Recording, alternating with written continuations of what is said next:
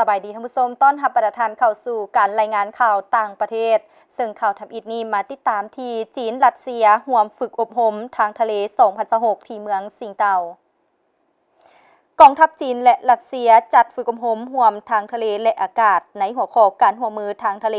2026ที่เมืองสิงเตาและเขตใกล้เคียงในวันที่5กรกฎาคม2026ที่ผ่านมานี้การฝึกอบรมได้เน้นหัวข้อร่วมมือกันรับมือภัยข่มขู่ด้านความปลอดภัยทางทะเลโดยมีจุดประสงค์เพื่อร่วมกันแก้ไขปัญหาความท้าทายด้านความมั่นคงและรักษาสันติภาพและเสถียรภาพในภาคพื้นกำลังที่เข้าร่วมของรัสเซียประกอบด้วยเรือลาดตระเวนวาลิยากเรือฟรีเกตเรือดำน้ำและเรือกู้ชีพเข้าร่วมกำลังที่เข้าร่วมของจีนส่วนใหญ่แม่นมาจากกองทัพเรือบัญชาการภาคเหนือรวมทั้งเรือพิฆาตไคเฟิงอันซานเรือฟรีเกตเรือส่งเสริมเรือกู้เรือดำน้ำและเรือดำน้ำ1 ลำนอกจากนั้นทั้งจีนและรัสเซียยังจะส่งเฮลิคอปเตอร์และทหารเรือเข้าร่วมการฝึกซ้อมภายหลังจากการฝึกสิ้นสุดกำลังบางส่วนของทั้งสองประเทศจะลาดตระเวนร่วมกันต่ออีกอยู่มหาสมุทรแปซิฟิก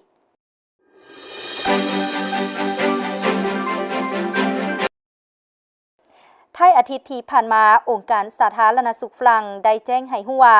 ย้อนได้รับผลกระทบจากคลื่นความร้อนในท้ายเดือนมิถุนายนผ่านมา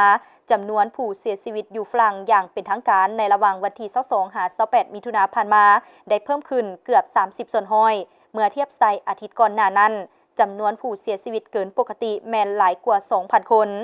องค์การสาธารณสุขฝรั่งรายงานว่าข้อมูลที่เกี่ยวข้องยังเป็นสถิติเบื้องต้นจำนวนผู้เสียชีวิตตัวจริงอาจจะสูงกว่านี้และคาดว่าบทรายงานการประเมินเพิ่มเติมเกี่ยวกับการเสียชีวิตในระยะเกิดขึ้นความร้อนในท้ายเดือนมิถุนายนผ่านมาจะเผยแพร่ในกลางเดือนนี้ท่านผู้ชมที่ผ่านไปนั้นก็เป็นข่าวทั้งหมดที่ทางภาคข่าวต่างประเทศของพวกเขานำมาให้ประธานได้รับชมเมื่อนี้การรายงานข่าวต่างประเทศก็ได้หมดเวลาเพียงเท่านี้พบกันใหม่ในมื้อหน้าสำหรับมื้อนี้สบายดี